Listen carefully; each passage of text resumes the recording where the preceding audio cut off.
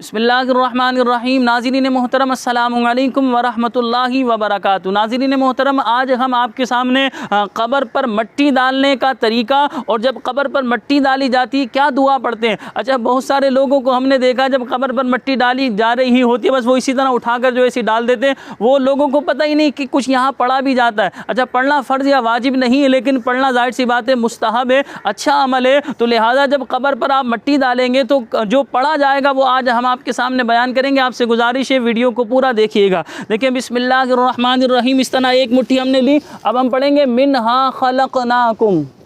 اسی طرح دوسری بار ہم لیں گے، پڑھیں گے وفیہا نعیدکم۔ تیسری بار میں ہم پڑھیں گے ومنہا نخرجکم تارۃ اخری۔ اچھا، یہاں میں آپ کو اس کا ترجمہ بھی بتاتا چلوں۔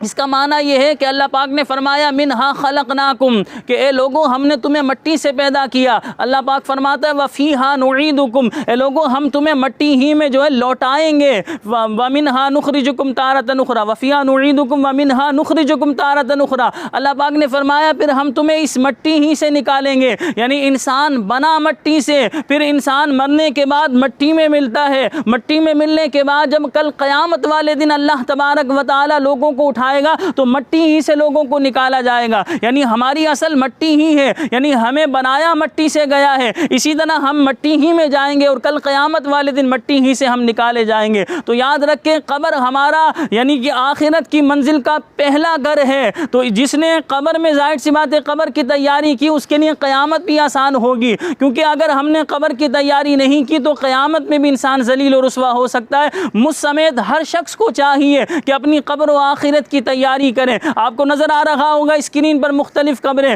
جس طرح یہ ظاہر جو ہے مٹی کا ڈھیر آپ کو نظر آ رہے ہیں، ان میں سے کسی کی قبر جنت کے باغوں میں سے ایک باغ ہوگی، کسی کی قبر میں شامت اعمال کی وجہ سے عذاب بھی ہو رہا ہو۔ ہم دعا کرتے ہیں اللہ تبارک و تعالی قرآن مجید برہان رشید کی تلاوت کی برکت سے اللہ تبارک و تعالی جس کی قبر پر عذاب ہو رہا ہو عذاب کو دور فرمائے۔ لیکن میرے اور آپ کے پاس ابھی وقت ہے، ہم سب کے لیے لمحہ فکریہ ہے کہ ہم اپنی قبر کو روشن کرنے والے کام کریں، ہم پہلے ہی سے اپنی قبر کی تیاری کریں۔ دیکھیں، اگر آپ کو باہر ملک جانا ہو تو آپ سارے ڈاکومنٹس پہلے سے تیار کر دیں کہ میرے پاس پاسپورٹ بھی ہو، ویزا بھی ہو، میرے پاس شناختی کارڈ ہو، تمام ڈاکومنٹس آپ دیکھ بھال کے سنبھال کے رکھتے ہیں۔ تو جب آپ نے باہر ملک جانا ہے تمام ڈاکومنٹس سنبھال کر رکھتے ہیں، تو ہم نے قبر میں جانا ہے تو ہم نے قبر کی کیا تیاری کی ہے، ہم نے اپنی قبر کو روشن کرنے والے کیا کام کیے ہیں۔ آج ہماری خلوتیں کیسی ہیں، ہماری جو ہے انفرادیت کیسی ہے، لوگوں کے سامنے ہم کس طرح رہتے ہیں، ہمارا رہن سہن کیسا ہے، ہم سب کو غور و فکر کرنا چاہیے۔ اللہ رب العالمین نے ارشاد فرمایا یا ایھا الذین آمنوا اتقوا اللہ ولتنظر نفس ما قدمت لغد واتقوا اللہ ان اللہ خبیر بما تعملون۔ اللہ پاک فرماتا ہے اے ایمان والو اللہ سے ڈرو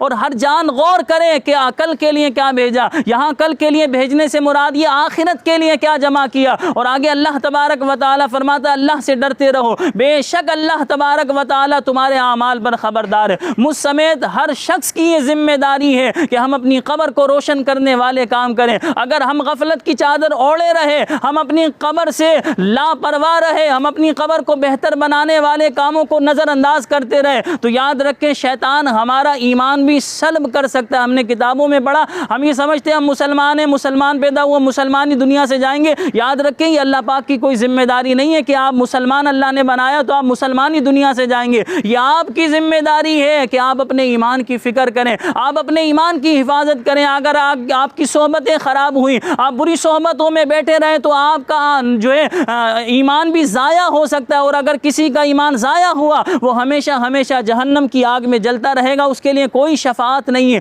کوئی نجات نہیں ہے۔ تو میری بھی ذمہ داری، آپ کی بھی ذمہ داری، اپنے ایمان کی حفاظت کریں اور اپنی قبر کو روشن کرنے والے کام کریں۔ مجھے اپنی دعاؤں میں یاد رکھیے گا۔ السلام علیکم ورحمۃ اللہ وبرکاتہ۔